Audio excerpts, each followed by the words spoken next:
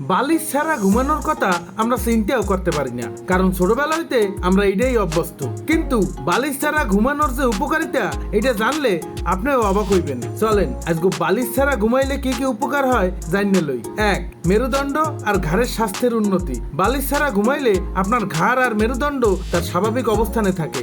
বালিশ ব্যবহার করলে অনেক সময় ঘাড় বাঁকা হয়ে যায়, যা মেরুদণ্ডের উপর চাপ সৃষ্টি করে আর ঘাড়ে ব্যথা বাড়ায়। বালিশ ছাড়া ঘুমাইলে এই চাপ কমে, ফলে ঘাড়ে আর পিঠে ব্যথা হয় না।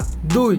মাথা ব্যথা কমায়। অনেক সময় বালিশের ভুল উচ্চতা বা ধরন ঘাড় আর মাথার পেশিগুলোর উপর চাপ সৃষ্টি করে, যার ফলে সকালে উঠে মাথা ব্যথা আর মাইগ্রেন হইতে পারে। বালিশ ছাড়া ঘুমাইলে ঘাড়ের পেশিগুলো আরাম পায়, ফলে টেনশনজনিত মাথা ব্যথা কমার সম্ভাবনা থাকে। 3.